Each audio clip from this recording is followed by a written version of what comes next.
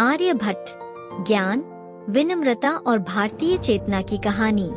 मैं जब भी भारतीय ज्ञान परंपरा के बारे में सोचती हूँ तो मेरे मन में सबसे पहले जिन नामों का स्मरण होता है उनमें आर्यभट्ट का नाम अत्यंत श्रद्धा के साथ उभरता है। वे केवल एक गणितज्ञ या खगोलविद नहीं थे, बल्कि ऐसे साधक थे जिन्होंने अपने शांत चिंतन, गहन अध्ययन और विनम्र दृष्टि से मानव सभ्यता को नई दिशा दी। उनका जीवन और उनका कार्य मुझे यह सिखाता है कि सच्चा ज्ञान कभी अहंकार से नहीं, बल्कि नम्रता, अनुशासन और आत्मचिंतन से जन्म लेता है। ऐसा माना जाता है कि आर्यभट्ट का जन्म पाटलिपुत्र में हुआ, जिसे आज हम पटना के नाम से जानते हैं। कुछ मत यह भी कहते हैं कि उनका संबंध दक्षिण भारत, विशेष रूप से केरल क्षेत्र से था। जन्मस्थान को लेकर भले ही मतभेद हो, पर मेरे लिए यह अधिक महत्वपूर्ण है कि आर्यभट्ट भारतीय भूमि की उस महान परंपरा से जुड़े थे जहां ज्ञान को तपस्या और साधना के रूप में देखा जाता था। उस काल में भारत केवल एक भौगोलिक क्षेत्र नहीं, बल्कि एक जीवंत सांस्कृतिक चेतना था, जहां ऋषि, विद्वान और आचार्य प्रकृति, ब्रह्मांड और जीवन के गूढ़ रहस्यों को समझने का प्रयास कर रहे थे।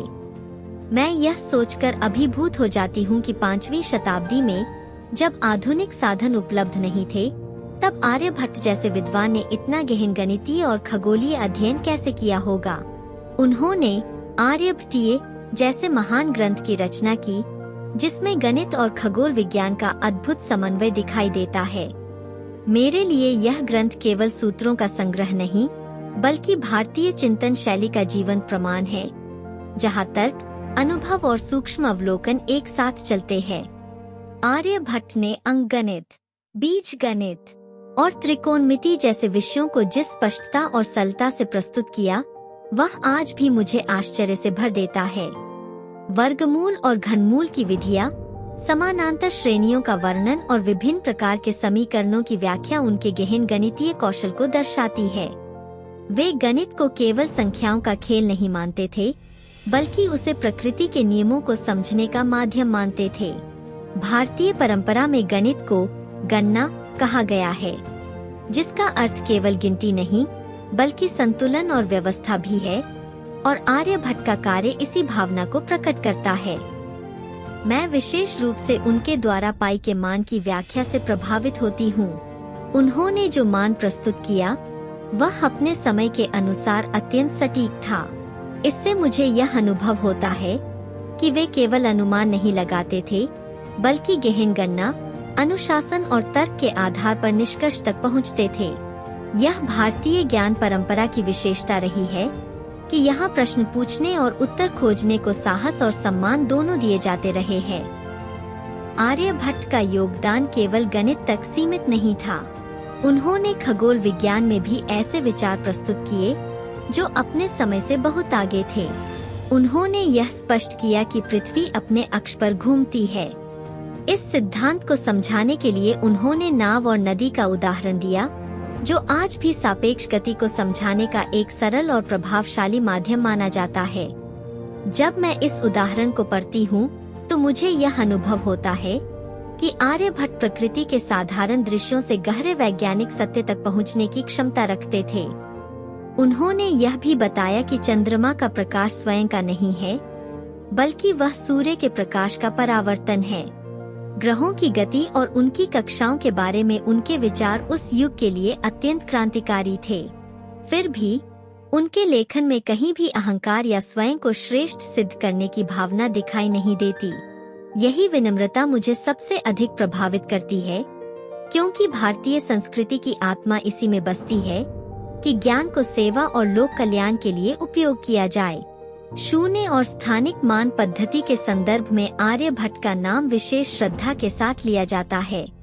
यद्यपि शून्य की अवधारणा का विकास एक लंबी ऐतिहासिक प्रक्रिया का परिणाम था, फिर भी स्थानिक मान पद्धति को स्पष्ट और व्यवस्थित रूप देने में आर्यभट्ट की भूमिका अत्यंत महत्वपूर्ण रही। मैं यह मानती हूँ कि यदि उन्होंने इस दिशा में मार्ग प्रशस्त न किया होता, तो आगे के गणितीय विकास की कल्पना करना कठिन होता। शून्य मेरे लिए केवल एक संख्या नहीं, बल्कि एक गहरी दार्शनिक अवधारणा है, जो शून्यता और पूर्णता, दोनों को एक साथ दर्शाती है और यह विचार भारतीय दर्शन से गहराई से जुड़ा हुआ है। आर्यभट्ट के जीवन से मुझे यह प्रेरणा मिलती है कि सच्चा विद्वान वही होता है जो अपने ज्ञान को प्रकृति और समाज के साथ सामंजस्य में रखता है। उन्होंने कभी स्वयं को केंद्र में नहीं रखा, बल्कि सत्य को केंद्र में रखा।